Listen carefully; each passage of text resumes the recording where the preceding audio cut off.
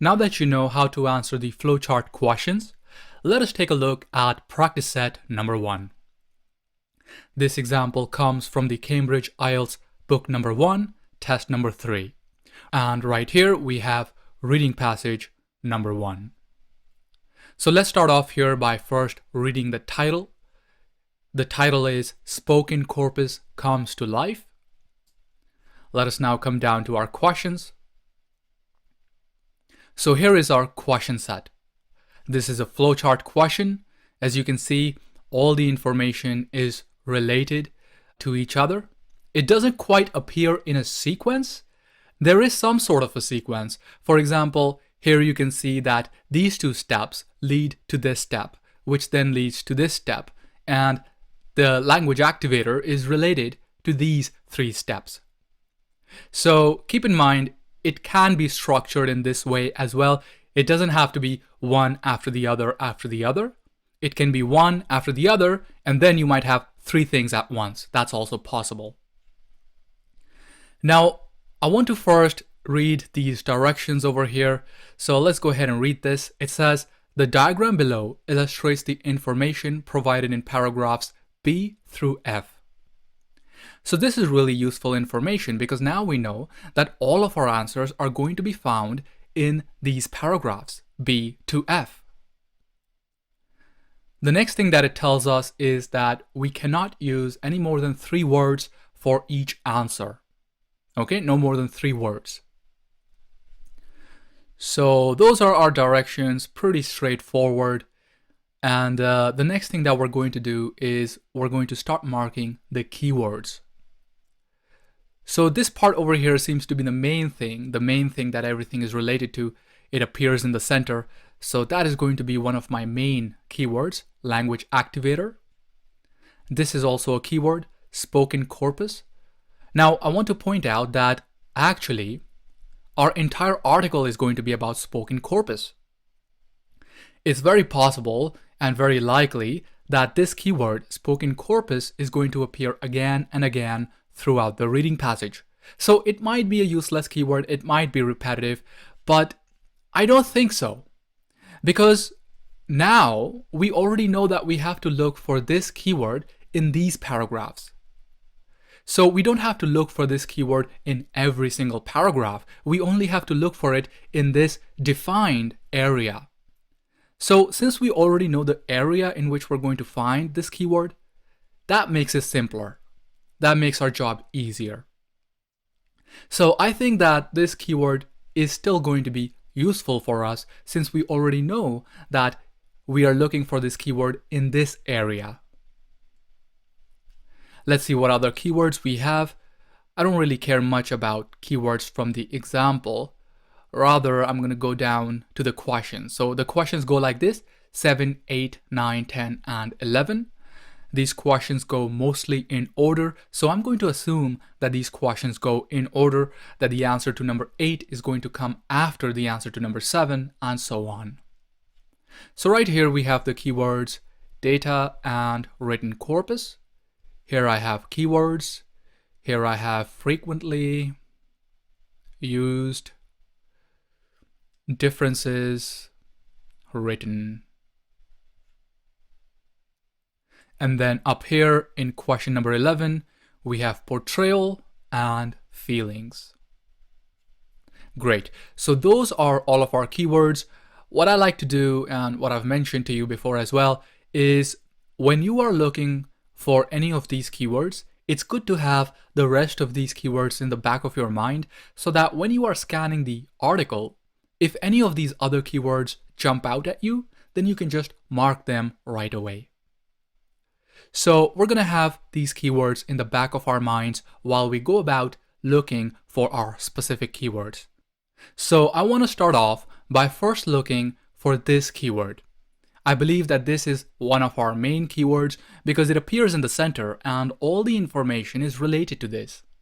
So I'm going to be looking for this keyword first. The other reason is also that this is an easy keyword to locate.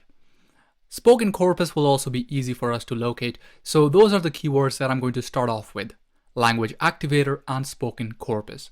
Those are the easiest keywords out of all of these to locate. So let's go ahead and look for these two keywords, spoken corpus and language activator.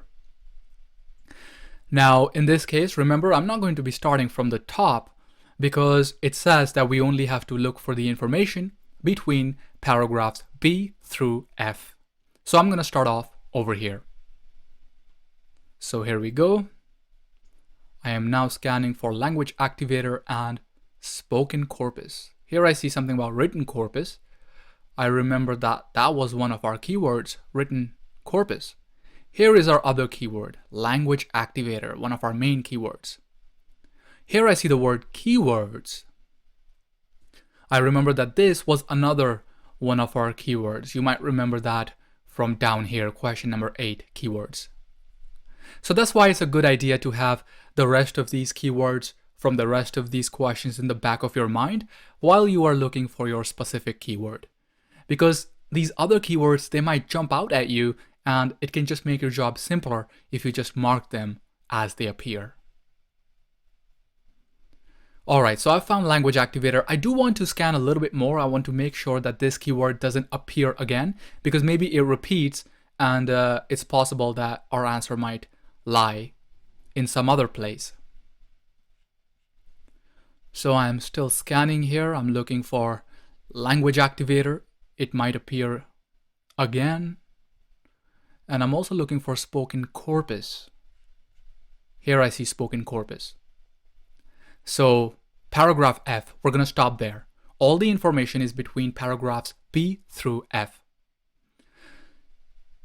So great, we have located our main keywords, 2 of our main keywords, and a couple other keywords as well from these questions.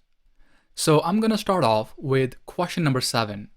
I already located written corpus as well, and this is a good place to start. So the question says, data from dash written corpus.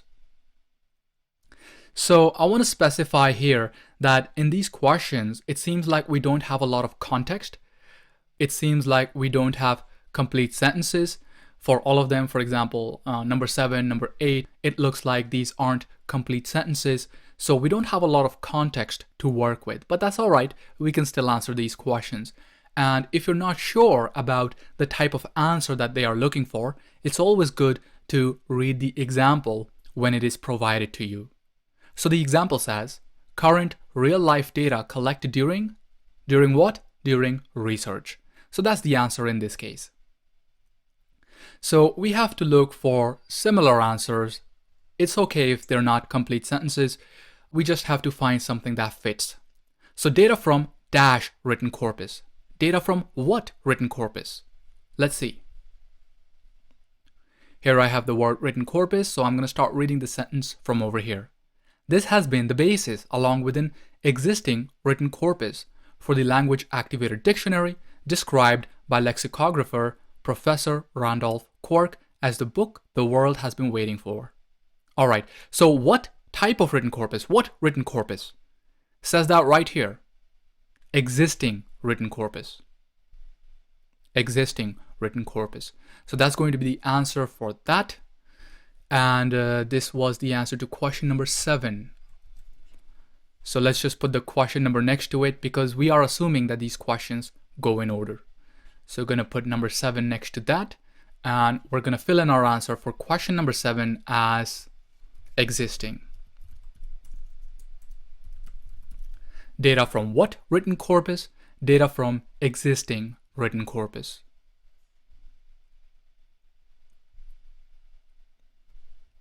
Now let's move on to question number 8.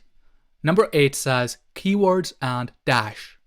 Language activator is somehow related to keywords and something else. What is that something else? Let's find out. Right here we have the word keywords, so I'll just start reading from here. In the dictionary, keywords such as eat are followed by related phrases such as wolf down or be a picky eater, allowing the student to choose the appropriate phrase. Okay, so the answer has to do with phrases. It mentions that right here, keywords are followed by related phrases. Related phrases. So keywords and what? Keywords and what? Keywords and related phrases. right here, the answer is going to be keywords and related phrases. You don't have to put related, that is optional. You could also just put phrases. That would also be the correct answer. Let's move on to question number 9. Question number 9 says, most frequently used dash of words. Most frequently used what? Most frequently used dash of words. Let's see if we can locate the keyword frequently. Frequently is going to be our keyword for question number 9. So I'm going to be looking for this keyword after this line, because I'm assuming that these questions go in order. So I'm assuming that the keyword frequent or frequently or something related to that, it could be a synonym language. So anything related to frequent or frequently is likely to appear after this line, after the answer to number 8. So here we go. I'm looking for the keyword frequently. Here I see the word frequent, and I want to scan a little bit more because it's possible that the keyword appears twice. Here we go, see? Frequently. So it's good to double check and make sure that your keyword doesn't repeat, because if it repeats, then it's possible that you're not going to find the answer in the first spot where it appears. It might appear, the answer might appear in the next spot where the keyword appears. So it's just something to be mindful of. All right, so I'm pretty sure the answer is going to be either here or over here. So let's just start reading. Actually, let's come down to the question really quickly. Most frequently used dash of words. So it has to be related to words. Has to be related to words. And here it mentions words, so it's possible that we might find our answer over here. So let's start reading the sentence. It says, if you look at the word like, you may intuitively think that the first and most frequent meaning is the verb, as in, I like swimming. It is not. It is the preposition, as in, she walked like a duck. Okay, so it's talking something about the language, something about grammar, and so on. So the answer over here is related to frequent and words. The question says, most frequently used what of words? Most frequently used what? Actually, it's talking about meaning here. See? Most frequent meaning. This whole sentence and this whole discussion actually in this area is about meaning. How the meaning can change depending on how we interpret the word like. Because it's saying that it can be a verb, or people might interpret it as a verb, but it can also be a preposition. So it's focusing on meaning. So that is going to be our correct answer for question number 9, meaning. Let's put the question number next to it. And we're going to come down here and fill in our answer. Meaning. There we go. Let us now move on to question number 10. For number 10, I'm looking for the keywords differences between written and something use. Differences between written and what? Written and what? First, I want to locate the keywords differences and written. So these keywords for question number 10, I'm going to be scanning for these keywords after this line where I found the answer to question number 9. Okay, we're assuming that these go in order. So let's start to scan for differences and written. Nothing there. Here I see written. Mentions something about written English over here. And here it mentions different. Let's see if there's anything else about that.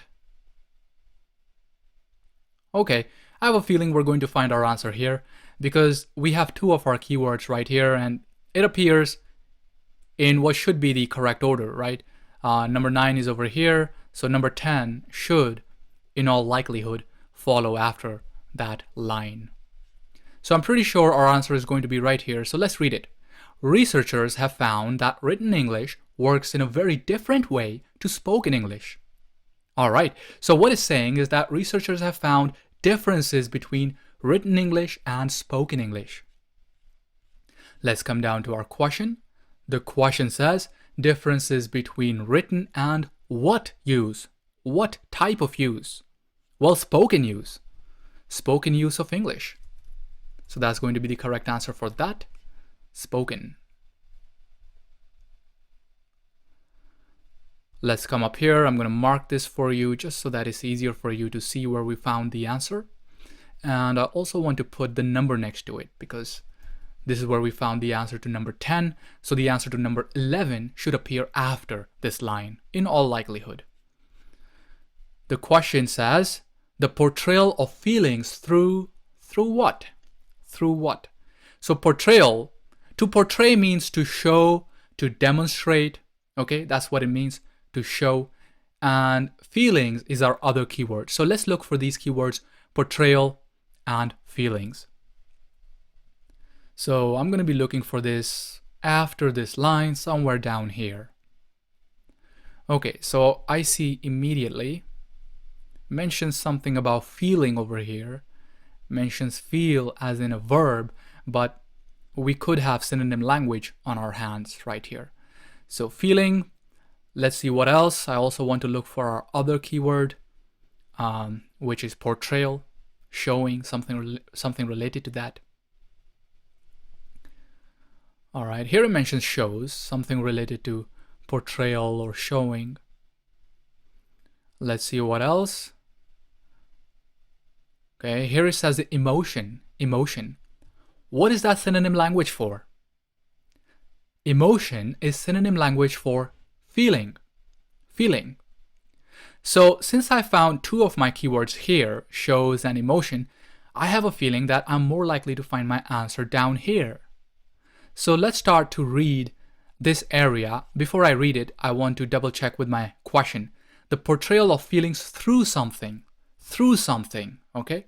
So what is that something? So let's read over here, starting over here. The spoken corpus computer shows how inventive and humorous people are when they are using language by twisting familiar phrases for effect. Okay, I haven't found my answer there, so I'll keep reading. It also reveals the power of the pauses and noises we use to play for time, convey emotion, doubt, and irony. All right, I see the answer. Do you? How do we portray feelings? How are we portraying emotions? How do we show emotions? Or how do we convey emotions?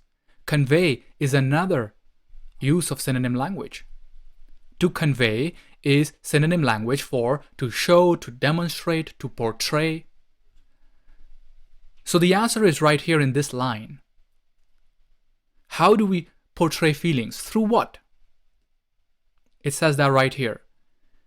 It also reveals the power of the pauses and noises to convey emotion. See, we're using pauses and noises to convey emotion, to portray feelings. So the correct answer here is going to be, how did it say? I think it said noises and pauses. Noises and pauses. Yeah, that is what it said. Pauses and noises. I think it doesn't matter. You can put pauses and noises or the other way around. Personally, I like to leave the answer exactly as it appears in the reading passage, just so that there is no confusion. I don't like to take chances, but it would be okay if you were to reverse the order. So those are all of our answers. We are now finished with this question set. And I hope that you now see how to answer these questions. The strategies are very similar to the rest of the questions, like fill in the blanks, sentence completion, diagram questions. So you're pretty much doing the same thing over and over again. So I want to show you another example of how this question set may appear on the exam in the next video. So stay tuned for that. Check it out in the next video where we'll go over how to answer practice set number 2.